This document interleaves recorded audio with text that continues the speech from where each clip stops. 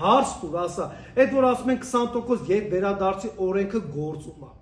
Իրանք հասկանում են 20%-ով թոշակը բարձրանում է, թե 20% ետ վերադարձա լինելու,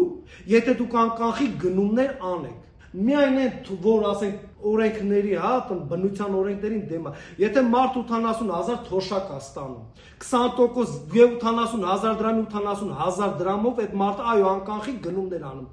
20% ստանում է 16,000 դրամ։ Դու 20%-ով գործադիրում հաստատել ես պարլամենտում հաստատվելու այդ օրենքը։ 20% ստանում է 16,000 դրամ։ Դու ո՞նց ես մարդուն տալիս 10,400 դրամ։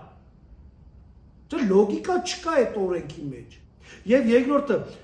դու պայմաններ ստեղծել ես, որ բոլորը անկանխիկ, հա, պարոն։ Սա մեկ, երկրորդը, դու թոշակառուին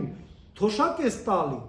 եւ իրեն ասում ես, ետ վերադարձի օրենքով պարտադիր պետք է անկանխիկ գնումներ անես։ Չեմ վիճում, ես որպես տնտեսագետ կողմ եմ հնարավորինս նվազի տնտեսության մեջ կանխիկ դրամի շրջանառությունը, սակայն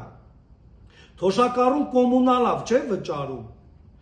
Կան կանխիկ ետ վերադարձի օրենքի մեջ չի մտնում, որքանով որ ես եմ հասկանում։ Այդտեղ հանրային տրանսպորտից օգտվելը, կոմունալները եւ այլն, այստեղ հարց է առաջանում։ Թոշակ է ստալ, այդ թոշակի 50%-ը գնում է այդ վճարումների։ Այն 50%-ի մի մասն էլ կանխիկով գնումների։ Դա կմնաս մի փոքրիկ մաս։ Այդ փոքրիկ մասի ետ վերադարձի օրենքով այդ մարդը ինչ պետք է անի։ 600,000 մարդ այսօրվա մեր ազգաբնակչության 20 եւ ավելի տոկոսն է։ Եվ դու 20 եւ ավելի տոկոսին արհամարանքով, մեղադրանքով բեռ քեզ համար համարող վերաբերմունք ես ցուցաբերում։ Դա նորմալ չի, դա բարոյական չի։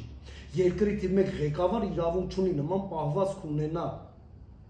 Իրավունք չունի պարզապես։ Պարոն Փաշինյան, այն որ դու այսօր բարձր աշխատավարձ ես ստանում,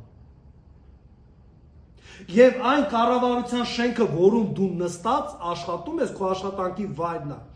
այսօր եւ 3 թոշակի գնացած մարդկանց ժամանակա կառուցվել։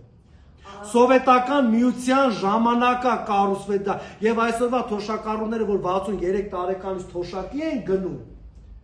91 թվականից մինչ օրսի սերունդը չի գնում։